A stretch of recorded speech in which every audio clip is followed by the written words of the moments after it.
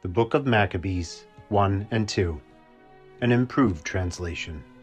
Translated and published by Sabbath Keepers Fellowship, P.O. Box 972, Malakoff, Texas, 75148. Visit our website at www.sabbathkeepersfellowship.org. Copyright 2017, First Edition. Introduction and the historical background to the intertestamental period. The timeline of the Tanakh ends with the Yehudim newly re-established in their land. During the time from Malachi to the coming of Moshiach, the people of Israel lived under 6 different governments: the Persian Empire, the Greek Empire, the Ptolemies of Mitzrayim, the Seleucids of Syria, self-rule under the Maccabees, that is, the Hasmoneans, and finally under the rule of the Roman Empire.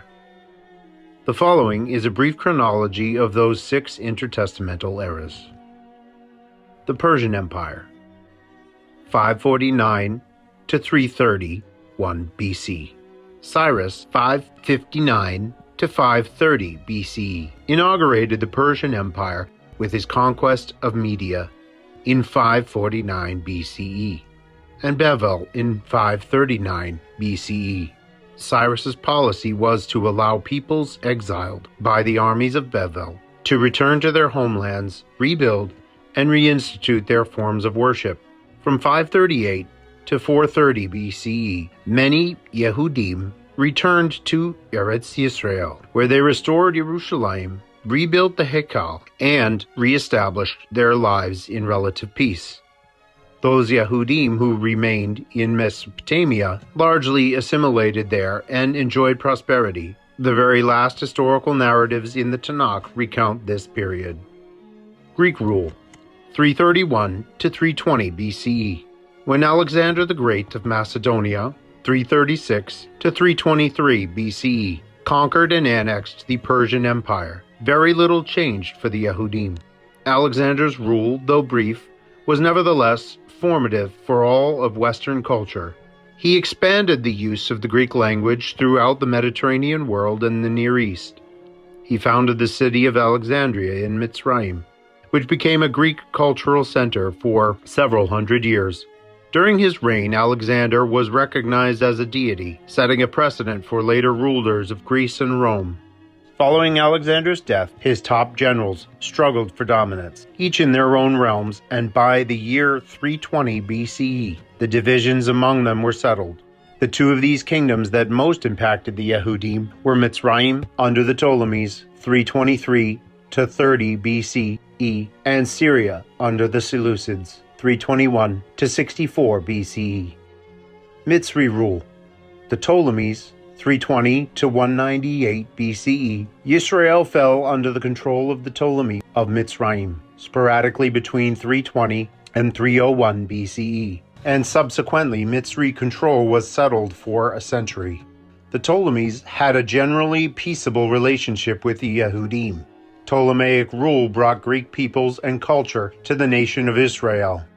However, this Hellenization, as it has been called, eventually became an existential challenge to the Yehudi culture and religion.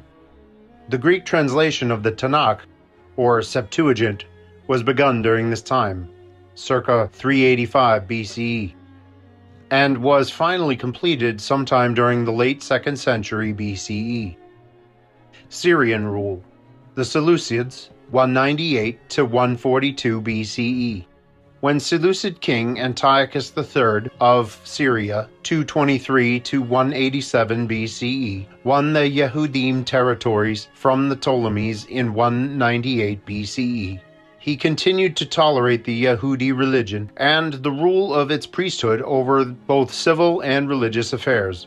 But these policies ended when his son, Antiochus IV, Epiphanius, took the throne in 175 BCE. Antiochus Epiphanes sought to ruthlessly impose unified Hellenistic culture and religion on the entirety of his kingdom. He gave the Yehudi Kohen Gadol's position to the highest bidder sympathetic to his reign. Finally, in 167 BCE, during his return to Syria after humiliating defeat in Mitzrayim at the hands of the Romans, Antiochus lashed out at Israel by brutalizing its people, banning the Yehudi faith and murdering all the Yehudim who refused to give up their faith and traditions. The heat of this unwarranted persecution forged Yehudi resistance. A Kohen in the city of Modin, named Mattityahu, followed by his 5 sons, nicknamed the Maccabees, Hammers, led a revolt against Syrian rule. In 164 BCE, that revolt succeeded in temporarily gaining Israel's freedom. The Hekal was restored to service by the Maccabees and rededicated on the 25th day of the 12th solar month in 164 BCE. This day is now celebrated as the festival of Hanukkah, which means dedication. Antiochus Epiphanes died during this period while on a campaign to reassert his rule in Persia. One of Mattityahu's sons, Yehuda Maccabeus, was killed in 160 BCE in one of a series of battles that brought the Yehudim once again under Seleucid rule. However, with Antiochus' death and a new ruler in Syria, the Yehudim were not immediately subjected to such fierce religious persecution as they previously had been. Semi-independence. Hasmonean dynasty, 142 to 63 BCE. In 142 BCE, Syria granted Yehuda partial independence. For most of the following century, the Yehudim were self-governed under the Hasmonean dynasty, the descendants of the Maccabees. However, as time went on, the Hasmoneans began to compromise their faith and traditions, and to embrace Hellenistic perspectives and policies in order to better integrate with the nations surrounding them. In violation of Torah law, the ruler of Yisrael also became the Kohen HaGadol. Not surprisingly, given this concentration of power, corruption and abuses quickly arose among the Hasmonean rulers. The party of the Perushim, or Pharisees, came into ascendancy at this time, opposing Hellenization and the absolute power of a single ruler as Kohen governor.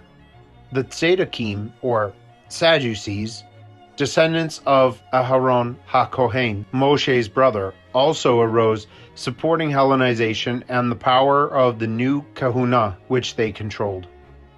Roman rule, 63 BCE to 135 BCE. Throughout the 1st century BCE, Rome steadily increased in power over the Mediterranean world. In 63 BCE, the Roman general Ptolemy made Israel a vassal state of Rome, and Yehudim independence was no more. When Hyrcanus II, the last Hasmonean ruler, finally died in 40 BCE, an Idumean named Herod was well positioned to take limited control of Yehuda. He was supported in Rome by Octavian and Mark Antony, and strengthened by his marriage to the Hasmonean princess Miriam, the granddaughter of Hyrcanus II. So Herod the Great became king in 37 BCE, and re-established a separate great kahuna, the Kahuna Hagadolah.